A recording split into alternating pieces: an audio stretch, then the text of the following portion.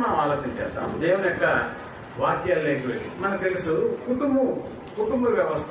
నిన్న గురువారం కదా, మొన్న బుధవారం రోజే ఒక కుటుంబాన్ని గురించి మనం మాట్లాడదాం. రామా, సునీల్.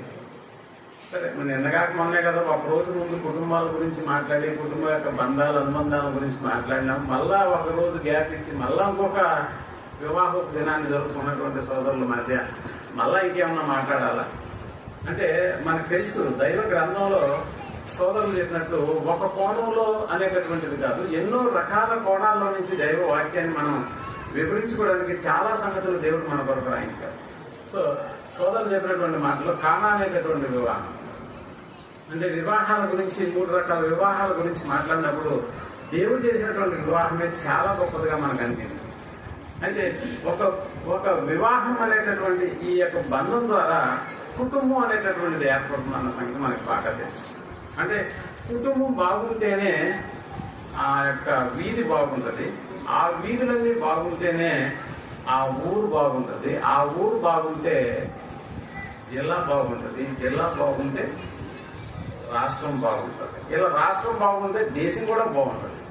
అందుకని కుటుంబాల గురించి మనం చాలాసార్లు మనం మాట్లాడుకున్నాం.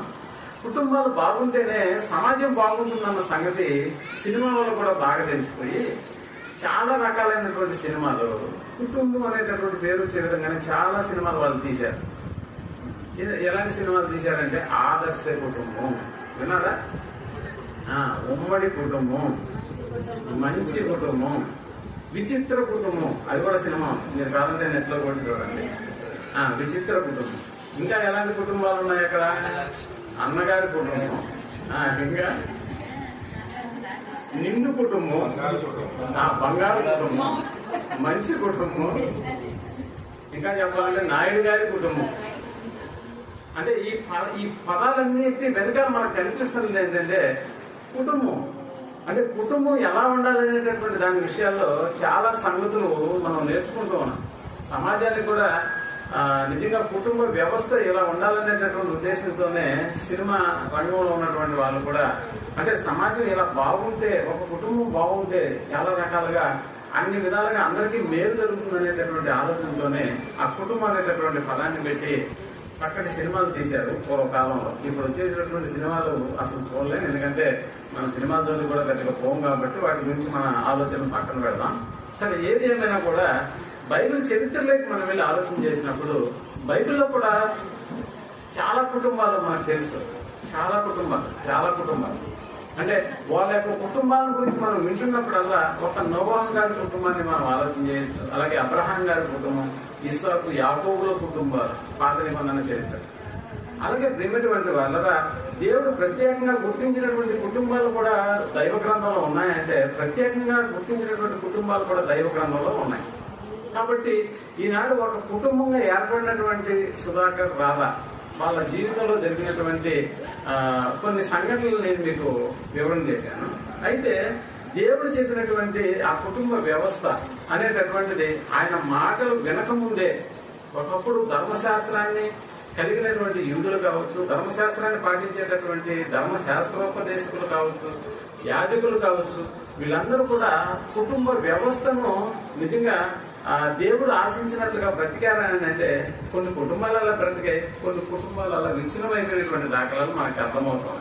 అయితే ఈరోజు ఒక ప్రత్యేకమైనటువంటి కుటుంబాన్ని గురించి మనం ఆలోచన చేయబోతూ ఉన్నాం. ఎందుకంటే నిజంగా దేవుడు క్రొత్త నిబంధనలో ఒక కుటుంబాన్ని గురించి దేవుడు మనకి పరిచయం చేయబోతున్నాడు. చాలా సార్లు మనం చదువుకున్నటువంటి లేఖన భాగాలు మనకి తోడొస్తాయి. ఎందుకంటే ఇక్కడ ఒక క్రొత్త నిబంధనలో దేవుని పనిలో ఉన్నటువంటి కుటుంబం, దేవుని పనికి సహకరించినటువంటి కుటుంబం, దేవుని పనిలోనే ప్రాణాలను అర్పించినటువంటి ఒక కుటుంబం ఈరోజు మీకు పరిచయం చేయబోతాను. ఆ కుటుంబానికి ఇక్కడ ఇందాక మనం చూసినటువంటి కుటుంబానికి కొంచెం దగ్గర పోలికలు ఉన్నట్టుగా నాకు అనిపించింది. అందుకని వాళ్ళ కుటుంబంలో ఉన్నటువంటి వాళ్ళందరినీ మీకు ముందుగా పరిచయం చేశాను, వాళ్ళని చూపించాను. ఆ కుటుంబం ఎవరితో కాదు, క్రొత్త నిబంధనలో యేసు ప్రభువు వారి కాలంలో ఆయన ఈ లోకానికి వచ్చి 33.5 సంవత్సరాలు ఏ విధంగా అయితే దేవుని యొక్క కార్యక్రమాల్లో దేవుని యొక్క రాజ్య సువార్తను ప్రకటించడానికి ఆయన ఇష్టపడ్డాడో అందుకు అవసరమైనటువంటి శిశువులను ఆయన ఏర్పరచుకునేటటువంటి దినాలవి. అంటే దాదాపుగా 30 సంవత్సరాలు నిండిన తర్వాత దేవుని పని. ఇందాకే సోదరు మనం చెప్పారు, అమ్మ నా సమయం ఇంకా రాలేదు కాబట్టి నాతో నీకేంటి పని అంటే, ఏ సమయం రావాలని యేసుప్రభువు వారు కోరుకున్నారు అక్కడ? ఆయన అంటే పరిచర్య ప్రారంభించేటటువంటి, లేకపోతే అద్భుతాలు అనేటటువంటి జరిగించేటటువంటి కార్యక్రమం.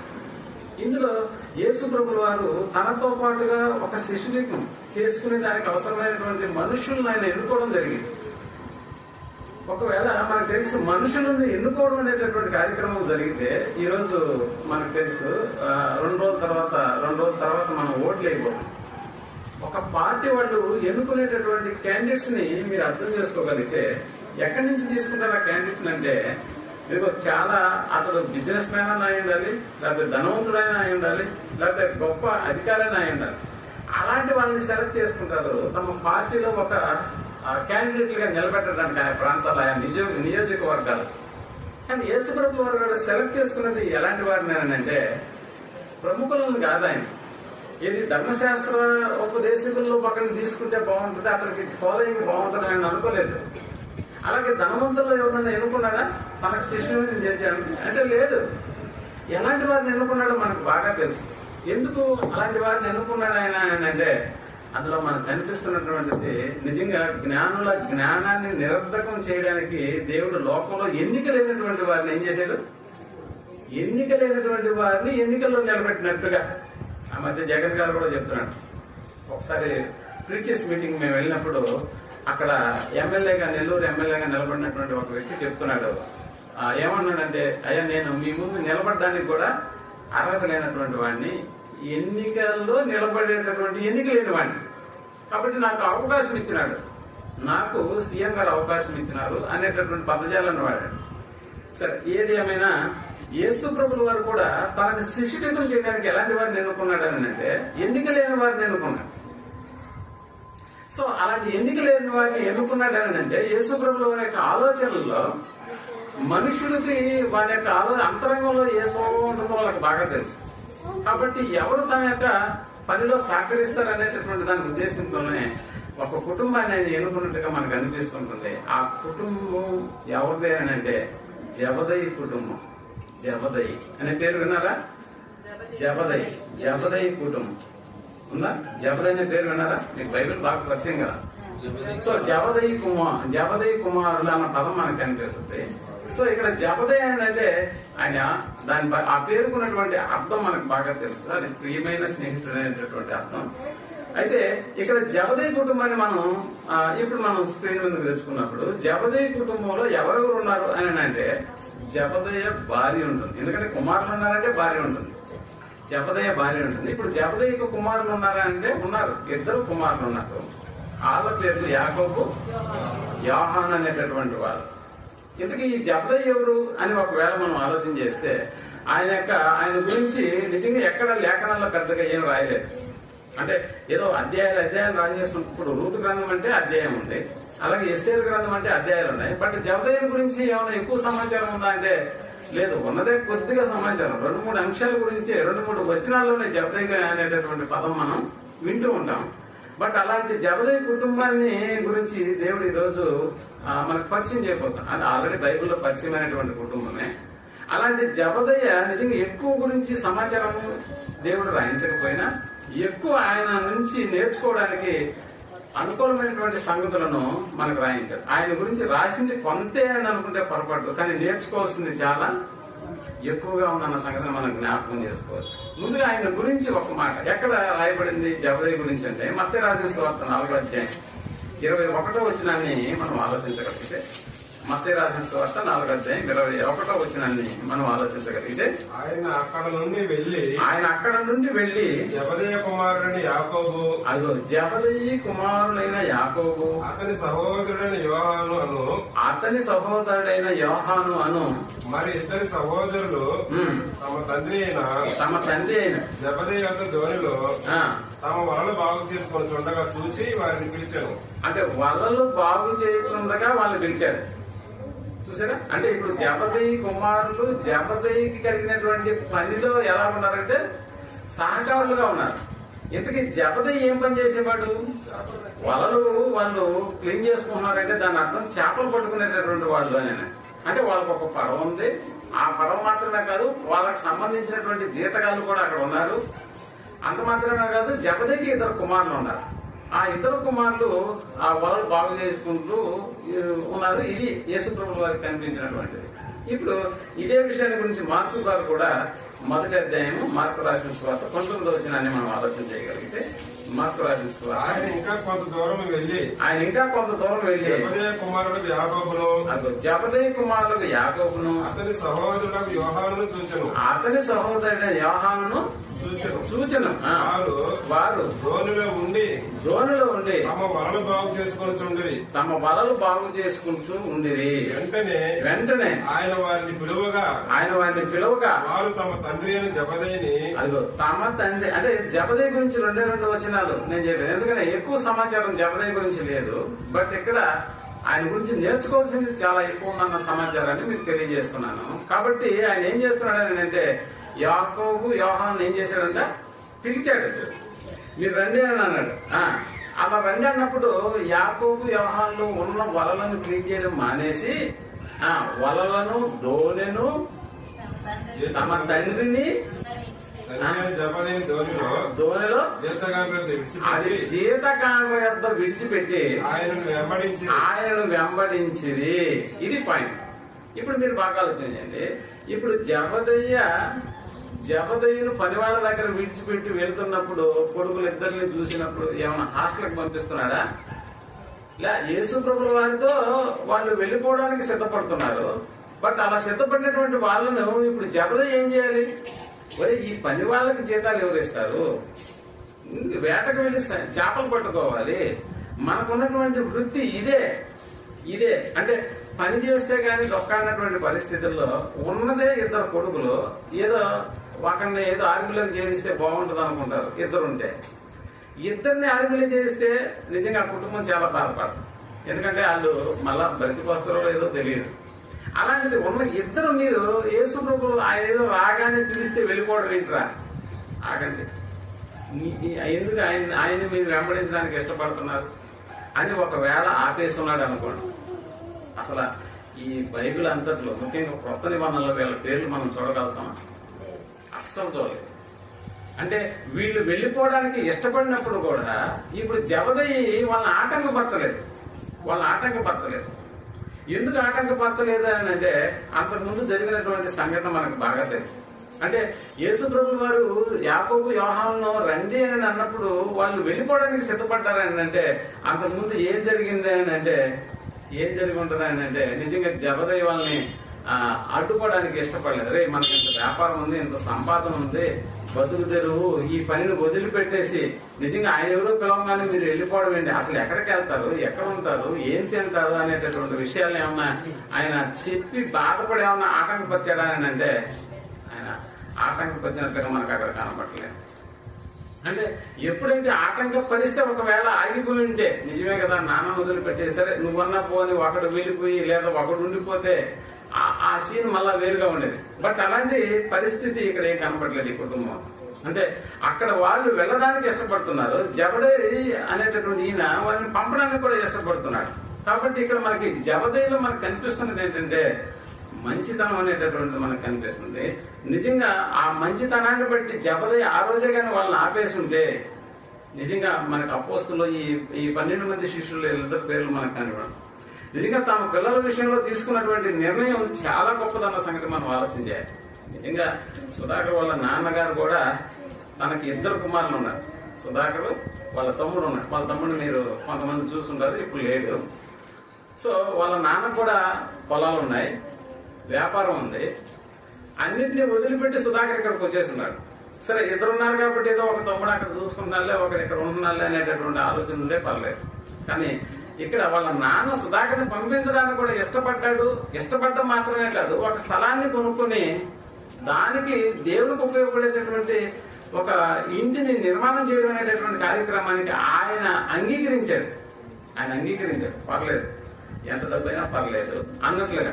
అంటే సుధాకర్ సంపాదించేటటువంటి శాలరీ చాలకపోయినా కూడా వాళ్ళ నాన్నగారు తాను సంపాదించేటటువంటి సంపాదనలో ఇక్కడ ఇంతమందికి మా యొక్క స్థలం ఉపయోగపడుతుందనే ఆ నిర్ణయాన్ని చూసి చాలా సంతోషం చేసి నిజంగా సుధాకర్కి ఏం కావాలి వాటన్నిటిని సప్లై చేసినటువంటి ఘనత. దీని వెనుకాల జబదే యొక్క మంచితనం ఎలాగైతే బయటపడిందో అలాగే వాళ్ళ నాన్నగారి యొక్క గొప్పతనం కూడా ఇక్కడ మనమందరం గమనించాల్సినటువంటి అవసరం ఉంది. అయితే ప్రేమిటువంటి వాళ్ళరా, జబదే అనేటటువంటి ఆయన తన పిల్లల విషయంలో తీసుకున్నటువంటి నిర్ణయం ఎందుకు అలాంటి పోనించడానికి జబదే ఇష్టపడ్డాడు? యేసుప్రభువు వారు పిలంగానే సరే వెళ్ళిపోండి అనేటటువంటి ఆలోచన ఎందుకు వచ్చింది జబదేకి? అసలు వెళ్ళాలన్న ఆలోచన కూడా యోహానుకు లేకపోతే యాకోబు వారికి ఎందుకు వచ్చింది? ఆయన పిలవగానే వెళ్ళిపోవాలా? మనం కూడా చాలా సార్లు మీటింగ్లు పెట్టాం, చాలా సంగతులు మాట్లాడుకున్నాం. అయినా కూడా ఎవరు మన మీటింగ్లకి వినేసి మనతో వచ్చేసి మన స్థానిక సంఘంలో సభ్యులుగా చేరినటువంటి దాఖలాలు ఏమైనా ఉన్నాయంటే లేవు. ఎందుకంటే ఈనాడు మన దగ్గర మహత్కార్యాలు లేవు, అద్భుతాలు లేవు. ఒకటి జ్ఞానం చెప్పడం, మనిషిని ఆలోచింపజేయడం మాట. కానీ మొదటి శతాబ్దంలో యేసుప్రభుల వారి యొక్క పరిచర్యలో యాకోబు, యోహాను, నిజంగా జబదయి అలాంటి వాళ్ళ యొక్క పరిస్థితులు అంతకుముందు యేసుప్రభుల వారు పిలవనప్పుడు వాళ్ళ మధ్య ఏం జరిగింది అనడానికి ఒకసారి మనం లూకా రాసిన సువార్త 5వ అధ్యాయం 5వ వచనాన్ని మనం ఆలోచించగలిగితే, లూకా రాసిన సువార్త 5వ అధ్యాయం 5వ వచనాన్ని మనం ఆలోచించాం. సీమోను చదవండి. సీమోను ఏలినవాడా రాత్రి అంతయు మేము ప్రయాసపడ్డాం కానీ మాకేమీ దొరకలేదు. మాకేమీ దొరకలే. అంటే వీళ్ళు నిద్ర లేచిన దగ్గర నుంచి వీళ్ళ యొక్క ప్రయాణం అంతా ఎక్కడ ఉంటుంది అంటే సముద్రంలో ఉంటుంది, అంతే కదా. సముద్రంలో ఉన్నటువంటి వీళ్ళు ఎక్కడ చేపలు పడతాయి అనేటటువంటి ఆలోచన, అంతటి అనుభవం వీళ్ళకు ఉంది. అలాంటి వాళ్ళే ఒక రాత్రి అంతా ఏం చేశారు? ప్రయాసపడ్డారు. అంటే బోట్ లో నిజంగా ఏం జరిగిందంటే ఆ రాత్రి అది ఇంత అనుభవం ఉన్నటువంటి మనకు ఎక్కడ ఏ ప్రాంతంలో ఏ చేప పడుతుందో తెలిసినటువంటి మనం అంతా కూడా ఆ రోజు రాత్రి అంతా ఏం జరిగింది వాళ్ళ జీవితాల్లో అంటే ఒక్క చేప కూడా పడలేదు. కాబట్టి ఇక్కడ మనం అర్థం చేసుకోవచ్చు. అప్పుడు ఏం జరిగింది అని అంటే ఆయనను నీ మాట చొప్పున అన్న పదమాట, నీ మాట చొప్పున వలలు వేయమని ఆయనతో చెప్పాను. అప్పుడు వలలు వేసినప్పుడు వారు అలాగూ చేసి, అంటే రోజు చేపలు పట్టేటటువంటి వాళ్ళే నిజంగా ఎక్కడ పడతాయో తెలుసు, ఎలాంటి చేపలు పడతాయో తెలుసు, ఎలా పట్టాలో కూడా తెలుసు. అలాంటి అనుభవం ఉన్నటువంటి వాళ్ళకి ఆ రాత్రి అంతా ఏమైపోయింది అంటే కాలరాత్రి అయిపోయింది. ఏ ఒక్క చేప కూడా పడలేదు. నిజంగా యేసుప్రభులు అంటే ఆయన వాళ్ళకున్నటువంటి అనుభవం ఎంత గొప్పదో, యేసుప్రభుల వారు మాట మీద ఇదిగో నీ మాట చొప్పున మేము ఏం చేస్తున్నాం ఈరోజు? వలలు వేస్తున్నాము. అందుకనే ఆ యొక్క మాట చొప్పున ఎప్పుడైతే వలలు వేశారో అక్కడ పడినటువంటి చేపల ఆ యొక్క వలలు కూడా ఏమైపోయినాయంట? మిగిలినటువంటి వాళ్ళు కూడా వాళ్ళు పిలుచుకున్నారు. ఇదిగో చేపలు లాగుదాం రండి అని. నిజంగా ఇలాంటి సంఘటన తర్వాతే యేసు ప్రభుల వారు యేసు శిశువుల్లో ఎలాంటి ఆలోచన వచ్చిందో మీరు. అందుకనే జబదయి కుమారులైనటువంటి యాకోబు, యోహాను కూడా యేసు ప్రభుల వారు పిలవగానే రావడానికి మొగ్గు చూపారని అంటే ఈయన ఒకే ఒక్క మాటకి ఏం జరిగింది? సముద్రంలో ఇంత అనుభవం ఉన్న మనకు ఎప్పుడు చేపలు పడతాయో తెలుసు, ఎలాంటి చేపలు పడతాయో తెలుసు. అయినా కూడా ఆ రాత్రి అంతా ఏమైపోయిందంటే నిద్రైతే మేల్కొన్నారు, శ్రమ పడ్డారు, కానీ ఒక్క చేప కూడా పడదు. బట్ నేను తెల్లారి వచ్చేసి ఇదో ఈసారి వలలైంది అని అన్నప్పుడు యేసు ప్రభుల వారి యొక్క మాట చొప్పున వలలేసినప్పుడు ఎంతటి గొప్ప విస్తారమైనటువంటి వలలు ఆ చేపలు పడ్డాయో మీకు అందరికీ తెలుసు. కాబట్టి జబదయి గారు కూడా ఎందుకు వాళ్ళని పంపించడానికి ఇష్టపడ్డాడు? సో నిజంగా యేసు ప్రభుల వారు వెంట వెళితే చాలు అనేటటువంటి, అందుకనే తన ఇద్దరు కుమారులు యేసుతో వెళ్ళడానికి ఒప్పుకున్నాడు. అంతేకాక వారిని ఆటంకపరచడానికి ఇష్టపడలేదు. అందుకని ప్రేమటువంటి వాళ్ళరా ఇక్కడ నిజంగా జబదయి అనేటటువంటి ఆ తండ్రి కుమారులు ఎప్పుడైతే ఆటంకపరచలేదో నిజంగా అది ఒక గొప్ప కార్యక్రమంగా మనం ఆలోచన చేయాలి.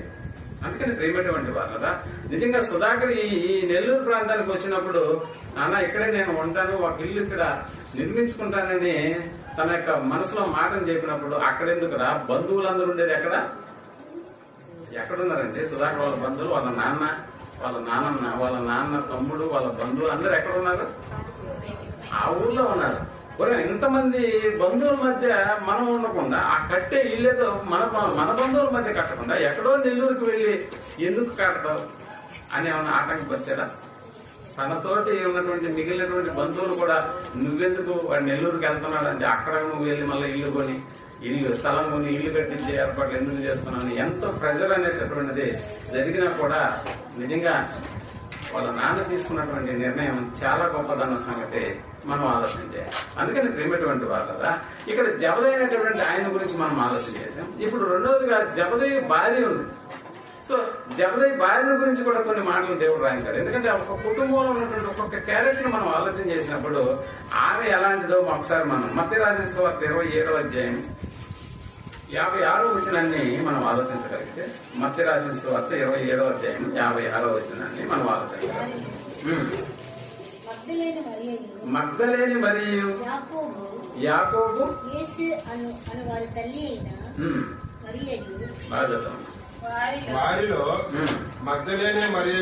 వారిలో మగ్దలేని మరియు యాకోబు యేసే అని వారి తల్లి అయిన మరియు జబదయి కుమారుల తల్లి ఉండేది. అదిగో జబదయి కుమారుల తల్లియు ఉండేది.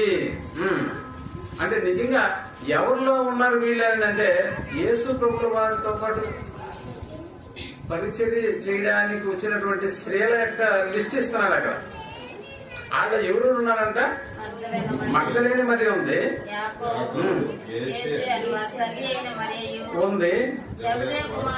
జబదయి కుమారులు తల్లి ఉంది. నిజంగా ఈ జబదయి కుమారులు వీళ్ళ ప్రాంతం ఏది అని అంటే మొదటి శతాబ్దంలో వీళ్ళ ప్రాంతం ఎక్కడ ఉందని అంటే గలిలీలో ఉంది. గలిలీకు యెరూషలేముకు చాలా దూరం. నిజంగా చెప్పాలంటే బైబిల్ లిస్టు ప్రకారం దాదాపుగా 90 కిలోమీటర్లు, 90 మైళ్ళు ఉండొచ్చు, అప్రాక్సిమేట్ గా 130 కిలోమీటర్లు. అంటే నిజంగా అక్కడి నుంచి వీళ్ళు ఏం చేస్తున్నారు అంటే యేసు ప్రభుల వారితో పాటుగా యాకోబు మరి యోహాను అనేటటువంటి వాళ్ళ తల్లి జబదయికి భార్య అయినటువంటి ఆమె, అంటే నిజంగా ఆమె కూడా యేసు శిష్యులతో పాటుగా వాళ్ళకి పరిచయం చేయడానికి వచ్చినటువంటి స్త్రీల్లో ఒక ఆమెగా ఈమె ఉందన్న సంగతి మనం జ్ఞాపకం 55వ వచనాన్ని కూడా మనం ఆలోచించగలిగితే, యేసునకు ఉపచారము చేయొచ్చు, అదిగో యేసునకు ఉపచారము చేయొచ్చు. గలిలయ నుండి ఆయన వెంబడించిన అనేక మంది స్త్రీలు, గలిలయ నుండి కూడా కొంతమంది స్త్రీలు ఆయన వెంబడించారా. యేసు పిలుచుకున్నది ఎన్నికలైనటువంటి వారిని, ముఖ్యంగా చేపలు పట్టుకునేటటువంటి వారిని. అలాంటి వారితో పాటు ఇప్పుడు యేసుని వెంబడించినటువంటి వాళ్ళు ఎవరు అక్కడ అంటే స్త్రీలు కూడా ఉన్నారు. వారిలో ఎవరు ఉన్నారంటే జబదయి కుమారుల తల్లి కూడా మనకు అక్కడ కనిపిస్తుంది. నిజంగా ఆ తల్లి పేరును అంటే పేరు అనేటటువంటి విషయాన్ని మనం ఆలోచన చేస్తే ఒకసారి మార్కు రాసిన సువార్త 15వ అధ్యాయం 40వ వచనంలో మార్కు గారు బహుశా ఆమె పేరే ఇక్కడ ప్రస్తావన చేసినట్టుగా మనకు అనిపిస్తుంది. 15వ అధ్యాయం 40వ వచనాన్ని మనం ఆలోచించాలి. వారిలో మగ్దలేని మరియు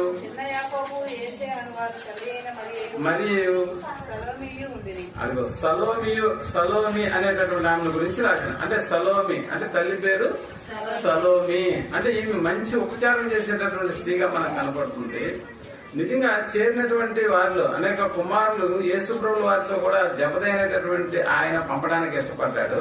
ఆయన భార్య అయితే యేసు ప్రభుల వారికి ఉపచారం చేయడానికి నిజంగా ఆమె ఇష్టపడింది. కాబట్టి యేసుతో పాటుగా ఉన్నటువంటి 12 మంది స్త్రీలు, 12 మంది శిష్యులు, వారితో పాటు ఉన్నటువంటి ఇంకా కొంతమంది నిజంగా అలాంటి వారు ఏం చేస్తున్నారంటే వారికి అందరికీ ఆమె ఉపచారం చేయడానికి అక్కడ ఇష్టపడింది. అంటే జబదయి గారి భార్య కూడా ఏం చేయడానికి ఇష్టపడిందంటే యేసు ప్రభుల వారితో పాటు వస్తున్నటువంటి లేకపోతే తిరుగుతున్నటువంటి శిష్యులను కూడా వాళ్ళకు ఉపచారం చేయడానికి నిజంగా ఆమె ఆ పరిచర్య చేయడానికి చాలా ఇష్టపడినటువంటి స్త్రీగా మనకు కనిపిస్తుంది.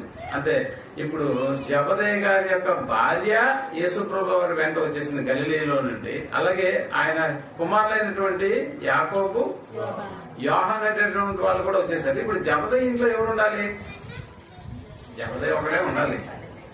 నిజంగా ఒక్కడే ఇంట్లో ఉన్నప్పుడు ఇంట్లో ఆయనకు చేయాల్సినటువంటి పని ఎవరు చేస్తారు అంటే ఇక్కడ ఆయనే ఇల్లు ఊడ్చుకోవాలి, ఆయనే అన్ని చేసుకోవాలి.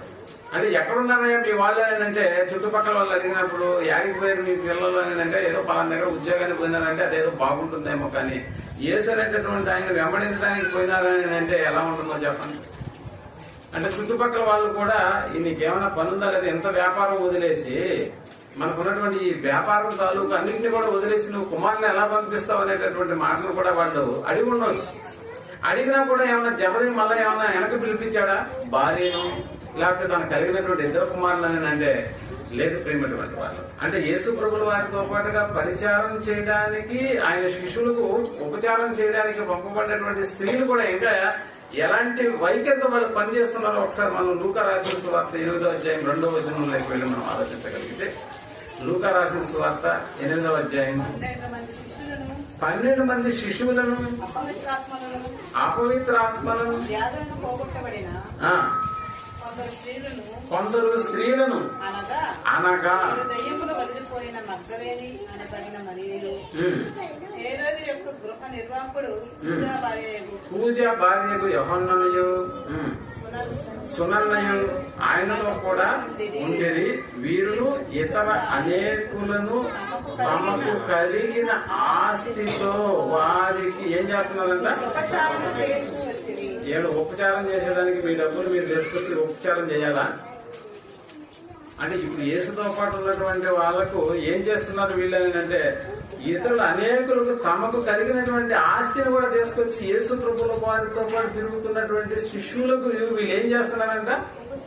ఉపచారం చేస్తున్నారు. ఉపచారం అంటే వాళ్ళ ఆస్తిని కూడా తీసుకొచ్చి ఆయనతో పాటు ఉంటే చాలు, ఆయనకు ఉపచారం చేసుకుంటే చాలు అనేటటువంటి ఆ యొక్క వైఖరిని వాళ్ళు కలిగినట్టుగా మనకు అనిపిస్తూ ఉంటుంది. ప్రియమైనటువంటి వాళ్ళు ఈ రోజు మనకు తెలిసి ఏదైనా మీటింగ్ ఉన్నానంటే చాలా మంది స్త్రీలు వస్తున్నారంటే దాని అర్థం ఏంటంటే, మీ భర్తలు మిమ్మల్ని పంపిస్తేనే ఇక్కడికి వస్తారు, అంతేనా? పంపించకుండా ఉంటే ఎవరైనా వస్తారా? నువ్వు ఈసారి ఇప్పుడు కానీ వెళ్ళావంటే ఇక మళ్ళా గడప దొరికితే నేను ఒప్పుకోదనేటటువంటి భర్తలు ఉన్నారా? కొంతమంది ఉన్నారు. కానీ వాళ్ళు కూడా మిమ్మల్ని పంపిస్తున్నారని అంటే దాని అర్థం ఏంటంటే, వాళ్ళకు కూడా మిమ్మల్ని పంపించడానికి వాళ్ళు ఇష్టపడుతున్నారు. మీరు అంతకంటే ముందు రావడానికి ఇష్టపడుతున్నారు. ఇప్పుడు ఎన్ని మనం మీటింగ్లు జరిగినా కూడా కొంతమంది అస్సలు రారు, ఎందుకంటే పరిచయం చేయరు. నిజంగా యేసుతో పాటు ఉన్నటువంటి వాళ్ళు పరిచయం చేసేటటువంటి స్త్రీల యొక్క లిస్టును మనం ఆలోచన చేసినప్పుడు తమకు కలిగినటువంటి ఆస్తిని తీసుకొచ్చి వాళ్ళకి పరిచారం చేసేటటువంటి కార్యక్రమం అంటే వాళ్ళ డబ్బు కూడా తీసుకొచ్చి అక్కడ పెట్టి ఏం చేస్తున్నారంటే వాళ్ళు యేసు ప్రభు వారి శిష్యులకు వాళ్ళు ఏం చేస్తున్నారంటే పరిచారం చేస్తున్నారు. నిజంగా ఇక్కడికి వచ్చేటటువంటి ఏ మీటింగ్ జరిగినా కూడా ఆడవాళ్ళు ముందొచ్చి వాళ్ళని పరిచయం చేస్తున్నప్పుడు సోదరులు కూడా నాతో అన్నారు, చాలా మీ ఐక్యత చాలా చక్కగా ఉందండి, ఏ కార్యక్రమం జరిగినా కూడా మీరు అందరూ ఒకే కుటుంబంగా వచ్చి ఒక పరిచర్యలో మీరు పాల్గొంటున్నారు అన్నప్పుడు చాలా ఆనందం వేసింది. ఎందుకంటే మీ వెనకాల ఎంతమంది వచ్చి ఇంత కార్యక్రమాలు చేస్తున్నారని అంటే మీ కుటుంబం యావత్తు కూడా దేవుని పనిలో సహకరిస్తే అది చాలా మనకి మేలు దొరుకుతుందనేటటువంటి ఉద్దేశంతో మీరు అందరూ కూడా రావడానికి ఇష్టపడుతున్నారు. కాబట్టి ఇక్కడ జబదయి భార్య ఉన్నది నిజంగా ఆమె ఎంత గొప్ప గుణాన్ని కలిగి ఉందని అంటే గొప్ప పరిచర్య చేసేటటువంటి ఆమెగా ఆమె ఉందన్న సంగతి మనం జ్ఞాపకం చేసుకోవాలి. ఇక్కడ యాకోబు యోహాను అనేటటువంటి వాళ్ళు తమ బిడ్డల విషయంలో యేసు ప్రభు వారి దగ్గరకు వచ్చి, ఎందుకంటే ఆమె పరిచయం చేస్తూ ఉంది, పరిచయం చేసినప్పుడు చాలా దగ్గరగా యేసు ప్రభు వారిని చూస్తూ ఉంది, గమనిస్తూ ఉంది. ఆయన చేసినటువంటి అద్భుతాలు మహత్కార్యాలు వీటన్నిటి నుంచి నిజంగా వాళ్ళు తిరిగి మళ్ళీ తమ ఇంటికి పోవడానికి కూడా వాళ్ళు అవకాశం లేనట్లుగా యేసు దగ్గరే ఉండిపోతున్నప్పుడు ఆమెకు తన బిడ్డల విషయంలో ఒక ఆలోచన వచ్చింది. అందుకని ఒకరోజు యేసు ప్రభు వారి దగ్గరకు వెళ్ళి ఏ సంగతి అడుగుతుందో ఒకసారి మనం చూద్దాం. మత్తయి రాసిన సువార్త 20వ అధ్యాయం 20వ వచనంలో చాలా సార్లు మనం చదువుకున్నటువంటి వాక్యమే, అయినా కూడా ఒకసారి ఈ సందర్భాన్ని బట్టి మనం మాట్లాడుతున్నాం.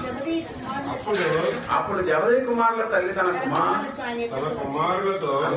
కుమారులతో ఆయన వద్దకు వచ్చి నమస్కారం చేసి ఒక మనవి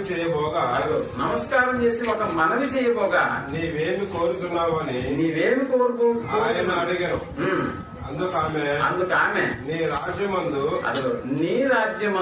నా ఇద్దరు కుమారులలో ఒకడు నీ కుడివైపునను ఒకడు నీ ఎడమ వైపున కూర్చుంటే సెలవుమని. ఇక్కడ అంటే నిజంగా జబదయి కుమారులు అంటే ఆయన భార్య జబదయి కుమారుల తల్లి అంటున్నాడంటే ఇప్పుడు ఆ తల్లి దేని గురించి ఆలోచన చేసింది తన బిడ్డల విషయంలోనంటే ఆమె అక్కడికి వచ్చి యేసు ప్రభుల వారికి కుడి వైపున ఒకరిని ఎడమ వైపున ఒకరిని నిజంగా నీ బిడ్డల విషయంలో నీకేం కావాలంటే మీరు అందరూ కుటుంబంగా మా దగ్గరకు వచ్చి పనిచేస్తున్నారమ్మా, మీకేం కావాలో కోరుకోండి అని ఆమె యేసు ప్రభుల వారు అన్నారా? ఒకవేళ అలా అడుగుంటే అప్పుడు ఈమె అడిగినా కూడా బాగుండేది, నీ కుడి వైపున ఒకరిని నీ ఎడమ వైపున ఒకరిని కూర్చోబెట్టేయండి అంటే బాగుండేది. కానీ నిజంగా ఆమె యొక్క తల్లి ఆలోచనలో ఎలాంటి వైఖరి ఆమె కలిగి ఉందని అంటే మనం అనుకోవచ్చు. ఆ రోజు జబదయి తల్లి అడిగింది భూ సంబంధమైనటువంటి విషయాల్లో కాదు, భూ సంబంధమైనటువంటి విషయాల్లో ఆమె అడగలేదు, పరలోకంలో మాత్రమే ఆమె స్థానం అడుగుతుందన్న సంగతి మనం జ్ఞాపకం చేసుకోవాలి. అందుకనే కదా నీ రాజ్యం అదేనా, అదిగో నీ రాజ్యమందు. నీ రాజ్యమందు ఏంటంటే యేసుప్రభు వారి రాజ్యం ఎక్కడ ఉంది? అది ఈ లోక సంబంధమైనది కాదన్న సంగతి యేసుప్రభు వారే చెప్పారు. కాబట్టి రాబోయేటటువంటి ఆ ఉన్నతమైనటువంటి లోకంలో నా బిడ్డలు ఇలా ఉండాలని నేను కోరుకుంటున్నాను అన్నప్పుడు నిజంగా అప్పటికే ఈ లోకంలో ఉండేటటువంటి స్థానం ఏమైపోతుందో యేసుప్రభు వారి బోధన ద్వారా ఆమె తెలుసుకుంది. ఎందుకు? రాబోయేటటువంటి దినాల్లో ఈ లోకమంతా ఏమైపోతుందని యేసుప్రభు వారు చెప్తున్నారంటే ఇది లయమైపోతుంది. కాబట్టి ఇది స్థిరమైనటువంటి లోకం కాదు, రాబోయేటటువంటి ఉన్నతమైనటువంటి లోకమే స్థిరమైనటువంటి అన్న సంగతి మనం ఇక్కడ ఆలోచన చేసుకోవచ్చు.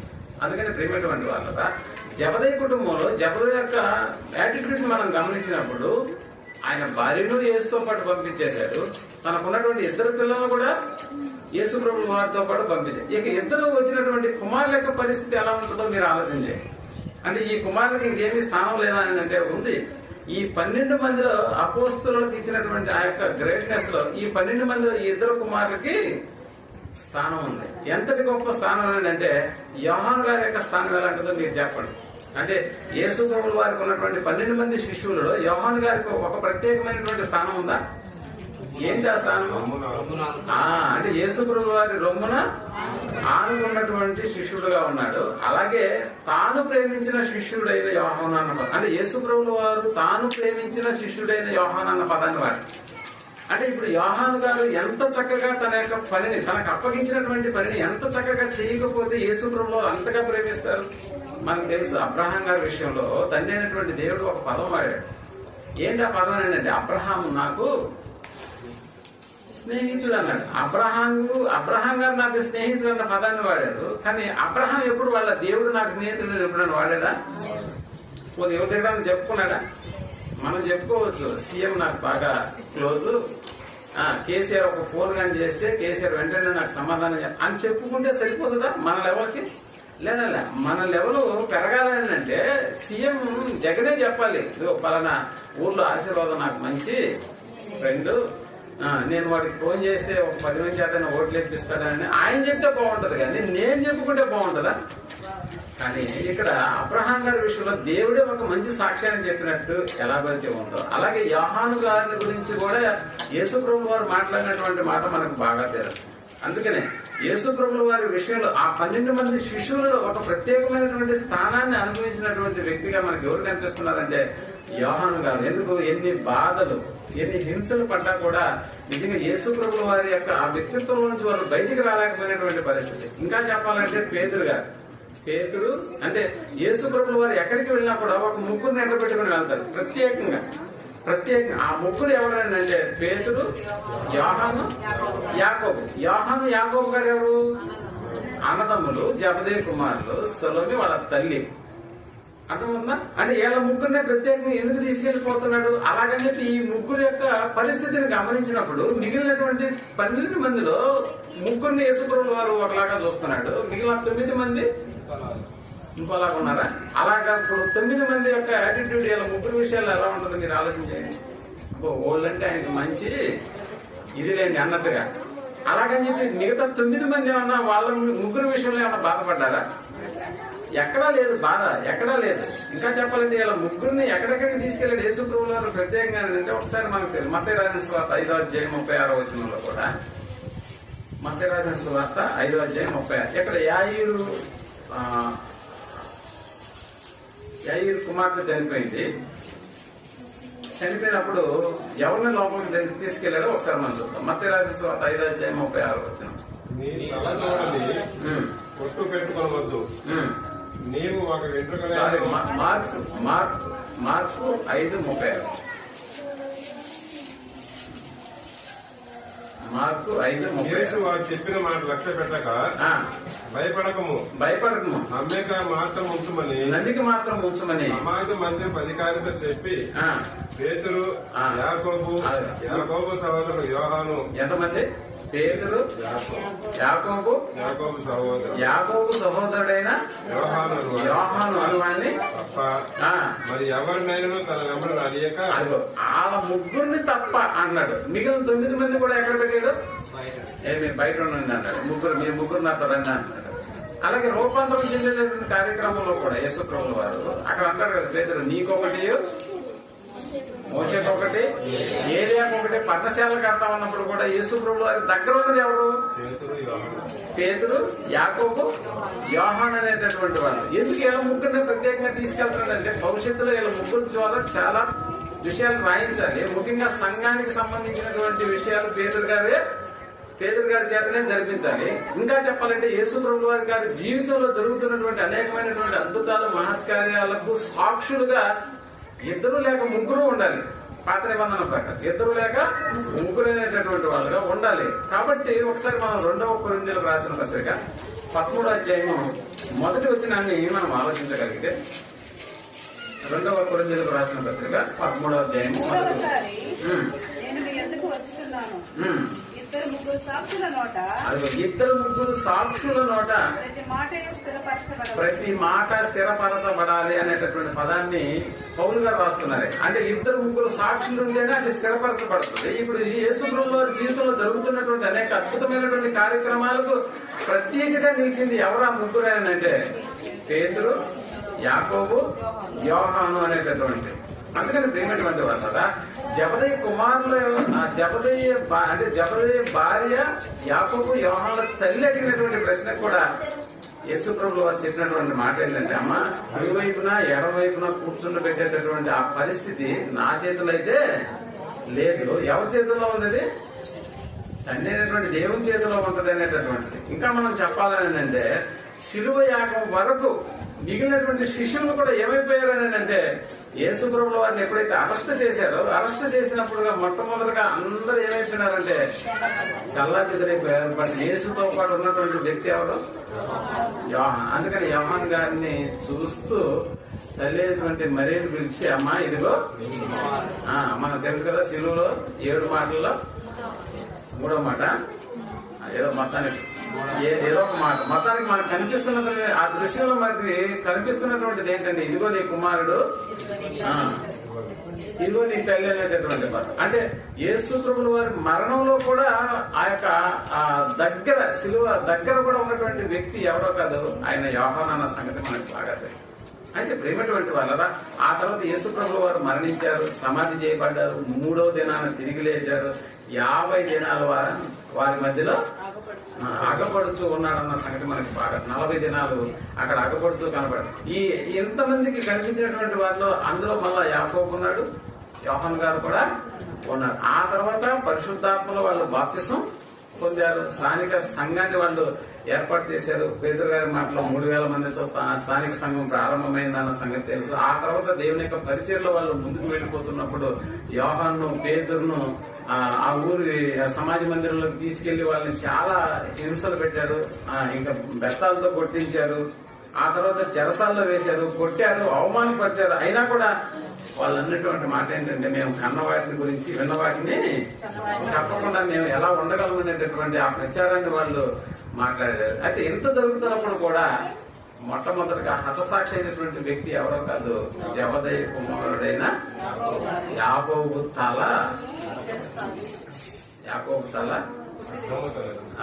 అంటే నరిగివేయబడినటువంటి హతసాక్షి అయినటువంటి వ్యక్తి నిజంగా జబదయి కుమారులో ఒకడన్న సంగతి. నిన్న సుధాకర్ ఒక పోస్ట్ పంపించాను. అది మీ ఊళ్ళో జరిగిందనా? నంద్యాల అనేటటువంటి ప్రాంతంలో అంతమంది ముందు ఒక వ్యక్తి ఏం చేస్తున్నాడంటే, అతన్ని పొడి చేసినట్టున్నాడు. బహుశా అతను గిలగిలా కొట్టుకుంటున్నాడు. అతని మెడ మీద పడి ఎగిరి తొక్కుతూ ఉన్నాడు. ఇక్కడ అంటే చనిపోయినాడు, మొత్తానికి ఆడే చంపేస్తున్నాడు. ఎంతమంది క్రౌడ్ ఉన్నా కూడా ఏ ఒక్కడు పోయి వాడిని ఆటంకపరచట్లేదు. అంటే ఇక మీరు ఆలోచన చేయండి, అంతమంది ముందు ఒకరిని చంపేస్తున్నా కూడా అలాగే చూస్తున్నారు అని అంటే, ఇక మొదటి శతాబ్దంలో కత్తి తీసుకుని ఒక తల వేరు చేయడం అనేటటువంటి కార్యక్రమం. మనిషి తల, కోడి తల వేరు చేస్తాము. మనం తినేటటువంటి పొట్టేలు లేకపోతే ఏదో జంతువు లేక తలను వేరు చేయడం మనం చూస్తుంటాము. బట్ మనిషి తల వేరవడం అంటే నిజంగా మొదటి శతాబ్దపు స్థానిక సంఘంలో ముఖ్యంగా యేసుప్రభుల వారి శిష్యుల్లో ఒక తల పక్కకి వెళ్ళిపోయిందని అంటే నిజంగా భయం. అదే మా తమ్ముడు తల ఇలా వెళ్ళిపోయిందని అంటే యోహాను యొక్క పరిస్థితి ఎలా ఉంటుందో మీరు ఆలోచించండి. అంటే నెక్స్ట్ టార్గెట్ నేనేనా అన్నట్టుగా ఉంది అటువంటి వాళ్ళు. అంటే దేవుని యొక్క పరిచర్యలో వాళ్ళ యొక్క స్థితిని మనం ఆలోచన చేసినప్పుడు ఎంత చక్కగా వాళ్ళు చావుకైనా కూడా తెగించి వాళ్ళు ఆయన కొరకు నిలబడ్డారు. పరిచర్యలో భాగంగా ఎన్నో శ్రమలు అనుభవించారన్న సంగతి కూడా మనకి అర్థమవుతుంది. ఇంకా చెప్పాలని అంటే కొత్త నిబంధనలో రాయబడినటువంటి 27 పుస్తకాలలో ఎక్కువ శాతం రాసింది పౌలు గారైనా, పౌలు గారి తర్వాత రాసినటువంటి ఆయన ఎవరో తెలుసా? యోహాను గారే. యోహాను సువార్త రాసింది ఆయనే, మొదటి పత్రిక, రెండవ పత్రిక, మూడవ పత్రిక ప్లస్ ప్రకటన గ్రంథం రాసింది కూడా ఆయనే. ఇప్పుడు మీరు బాగా జబదయి అనేటటువంటి ఆయనే వీళ్ళని పంపకుండా ఉంటే వీళ్ళకి 12 మందిలో స్థానం లేదు. ఇంకా పత్రికలు రాసేటటువంటి సువార్తలు రాసేటటువంటి అవకాశం కూడా వాళ్ళకి దక్కుండేది కాదు అన్న సంగతి మనకు తెలుసు. ఇంకా చెప్పాలంటే పద్మాసు దీవులో నిజంగా అక్కడ బంధించబడినప్పుడు ఎవరికి లేనటువంటి ఒక భాగ్యాన్ని యోహాను గారు సొంతం చేసుకున్నట్టుగా మనకు అర్థమవుతుంది. ఎలాగా అని అంటే ఎప్పటి వరకు పరలోకంలోకి ఎక్కిపోయిన వాడు లేడు, దిగిన వాడు లేడు అనేటటువంటి పదం మనకి యేసుప్రభుల వారిని మనం చూస్తూ ఉన్నాం. బట్ పద్మాసు దీవిలో ఉన్నటువంటి యోహాను గారు ఆత్మవశుడై ఎక్కడికి వెళ్ళాడు? ప్రకటన గ్రంథం మీరు చదివి చూడండి, అన్ని పరలోకపు సంగతులే మీకు కనిపిస్తాయి. అక్కడ దేవదూతల లెక్క అక్కడైనా ఆయనైనా చెప్పింది, సింహాసనం గురించి ఆయనైనా చెప్పింది, ఆ దేవదూతలకు ఉన్నటువంటి ఆ యొక్క రూపాన్ని అంటే రెక్కల గురించి వీటన్నిటి గురించి నిజంగా ఆత్మవశుడై ఎక్కడికి తీసుకెళ్ళబడ్డాడు? పరలోకానికి తీసుకెళ్ళాడు. పరలోకంలో ఆత్మవశుడే అన్నింటినీ సింహాసనాలను చూస్తున్నాడు అంటున్నాడు. ఆ యొక్క వధించబడినటువంటి ఆత్మను చూస్తున్నాడు. శరీరం ఏమో పద్మాసు దీపంలో ఉంది. కాబట్టి ప్రియమైనటువంటి వాళ్ళరా, ఒక జబదయి కుమారుల యొక్క పరిస్థితిని మనం అర్థం చేసుకున్నప్పుడు దేవుడు ఎంతగానో వారిని ఆశీర్వదించినటువంటి పరిస్థితి మనకు తెలుసు. పేతురు ఒక రోజు వచ్చి అంటాడు, అయ్యా మేము మాకున్నటువంటి వాటిని సమస్తాన్ని విడిచిపెట్టి మేము నిన్ను వెంబడించుకుని అయితే మాకేంటి అనేటటువంటి పదాన్ని వాడుతున్నాడు. ఏంటి ఇప్పుడు నిజంగా చెప్తే యేసుప్రభుల వారిని వెంబడించి సమస్తాన్ని విడిచి వెంబడించినటువంటి వారికి ఏం దొరుకుతుందని చెప్పాడు యేసుప్రభుల వారు? మీరు నా నిమిత్తము తండ్రినైనను తల్లినైనను అన్నదమ్ములనైనను అక్కచెల్లెలనైనను ఏదైనా కూడా భూములైనను ఇళ్లనైనను నా కొరకు కానీ మీరు వదులుకుంటే ఇంకా ఏం సంపాదించుకుంటారు వాటి వల్ల? 100 అంతలు. ఇది కాక నిత్య జీవము అనేటటువంటి పదాన్ని ఏమిటి? ఆస్తి ఉంటే సరిపోదు కదా, ఆరోగ్యం కూడా ఉండాలి కదా. అలాగే దాదాపు 700 కోట్లు సంపాదించింది ఇందిరాగాంధీ, కానీ మధ్యలోనే ఆమె ఏమైపోయింది? దాన్ని 1200 కోట్లు చేశాడు రాజీవ్ గాంధీ. అయినా కూడా అతను ఏమైపోయాడు? అదృశ్యమైపోయాడు. ఆ తర్వాత సోనియా గాంధీ వచ్చేసి ఇప్పుడు ఆమె కూడా అనారోగ్య పరిస్థితి. ఏం చేసుకోవాలి డబ్బు అంతా? అంటే డబ్బు ఉంటే సరిపోదు, దాన్ని అనుభవించడానికి కావాల్సిన ఆయుష్ ఉండాలి, ఆరోగ్యం ఉండాలి. అది దేవుని చేతిలో ఉంటాయన్న సంగతి మనకు జ్ఞాపకం చేస్తాం. కాబట్టి ప్రేమటువంటి వాళ్ళరా, కొడుకులను క్రీస్తు వారితో పంపేటటువంటి ఆ పరిచర్యలో భాగం నిజంగా ఆ గొప్పతనం ఎవరికి దక్కింది ఈ రోజు అంటే కుటుంబ యజమానేటువంటి జబదయికి దక్కిందన్న సంగతి మనం మాట్లాడుకోవాలి. ఇలాంటి కుటుంబాలు ఏమైనా ఉన్నాయా? దేవుని కొరకు దేవుని పనిలో తమ ప్రాణాలను పోగొట్టుకున్నటువంటి కుటుంబాలు మనకి దైవ గ్రంథంలో దేవుడు రాయించినప్పుడు ఈ రోజు నీ కుటుంబం నా కుటుంబం ఎక్కడుందో ఒకసారి ఆలోచించి. ఇంకా మనం అనుకున్నట్లుగా సుధాకర్ వాళ్ళ నాన్నగారు ఇలాంటి నిర్ణయం, తమ బంధువులు ఎంత ఒత్తిడి తెచ్చినా కూడా ఆయన పర్లేదు, నా కొడుకు ఇష్టపడ్డాడు కాబట్టి ఆ ఇష్టమే నేను జరిగిస్తాను అనేటటువంటి ఒకే ఒక ఆలోచనతో నిజంగా ఈ రోజు మన ముందు ఒక ఇల్లు, ఆ ఇంట్లో అనేక కార్యక్రమాలు చేయడానికి అనుకూలమైనటువంటి పద్ధతులు. నిజంగా వాళ్ళ నాన్నే ఒప్పుకోకపోతే పరిస్థితి వేరుగా ఉండేది, అంతే కదా. ఇక్కడ మన మధ్య ఉండేటటువంటి వాడు కూడా కాదు. కాబట్టి ప్రతి చిన్న పనికి కూడా నిజంగా సుధాకర్ ఎంత సహాయపడుతుంటాడో మీకు అందరికీ తెలుసు. 3 గంటలకు వెళ్ళాలని అంటే 3 గంటలకు లేచి రెడీగా ఉంటారు. అలాగే వాటి దేవుని పని మాత్రమే కాదు, మీకు ఎవరికైనా కూడా అనారోగ్య పరిస్థితులు వచ్చినా కూడా వెంటనే స్పందించేటటువంటి స్థితి కలిగి ఉన్నాడని అంటే దాని వెనకాల వాళ్ళ నాన్న తీసుకున్నటువంటి నిర్ణయాన్ని నిజంగా మనం అప్రిషియేట్ చేయాలి. అందుకని జబదయి కుటుంబం అనేటటువంటిది ఒకనాడు దేవుడు మెచ్చేటటువంటి విధానంలో నిజంగా జబదయి అనేటటువంటి ఆయన తన కుమారులను పంపకపోతే ఇలాంటి పరిస్థితుల్లో మనం వాళ్ళ గురించి మాట్లాడుకునే పరిస్థితి అయితే ఉండదు. అలాగే యేసుప్రభుల వారి యొక్క శిశువుల్లో నిజంగా వాళ్ళకి సహాయం చేసేటటువంటి ఆ యొక్క గొప్ప భాగ్యాన్ని కూడా వాళ్ళ తల్లి తీసుకున్నటువంటి నిర్ణయాన్ని బట్టి ఆమె మంచి గుణం నిజంగా మనకి తారకమిస్తుంది. అలాగే యాకోబు యోహాను కూడా వాళ్ళు చేసినటువంటి పరిచర్యలో భాగంగా నిజంగా ఆ యాకోబు అయితే తన తలనే కొట్టించుకున్నాడు, హతసాక్షిగా మిగిలాడు. బట్ యోహాను ఇంకా దేవుని పనిలో చివరి వరకు అనేకమైనటువంటి విషయాలు మన కొరకు ఒక గ్రంథస్థం రూపంలో రాయడానికి ఇష్టపడినటువంటి జీవితాలు ప్రేమైనటువంటి వారు. కాబట్టి నలుగురు దేవుల్లో ఉన్నారు, నలుగురు దేవుని పనిలో ఉన్నారు. అలాంటి కుటుంబాలుగా నేడు మనం అందరం ఏమన్నా మా ఇంట్లో 5 మంది ఉన్నారా? 5 మందిని ఇంకా ఎంత గొప్పగా ఉపయోగపడాలి. నలుగురు ఉంటేనే ఎంత గొప్పగా ఉపయోగపడినప్పుడు ఇక 5-6 మంది ఉన్నప్పుడు ఆ పని ఇంకా ఎక్కువ అవ్వాలి. అందుకని నేడున్నటువంటి మన కుటుంబాలు కూడా ఒక జబదయి లాంటి కుటుంబం లాగా మనందరి కుటుంబం అంతా కూడా దేవుని పనిలో నిమగ్నం అవ్వాలి అనేటటువంటి ఆలోచనను దేవుడు ఎప్పుడు కూడా మన కుటుంబాల వైపు చూసుకున్నప్పుడు ఆయన ఎంత చక్కగా మన కుటుంబాలకు ఏది చేయడానికి కూడా వెనుకాడకుండా రాబోయేటటువంటి ఆ ఉన్నతమైనటువంటి లోకాన్ని మనం సంపాదించుకునేటటువంటి దిశగా ఎన్నో అద్భుతమైనటువంటి విధానాలు నేడు మనకు అనుగ్రహిస్తూ ఉన్నాడు అన్న సంగతిని మనం గ్రహించగలిగితే దేవుని కొరకు ఇంకా ఏదైనా మనం సాధించడానికి ఇష్టపడతామన్న సంగతి మనం జ్ఞాపకం చేసుకోం. అందుకని నేను అప్పుడప్పుడు చెప్తుంటాను, ఫ్యామిలీ రెస్టారెంట్ అన్న పేరు ఉంటుంది. అంటే దాని అర్థం ఏంటి?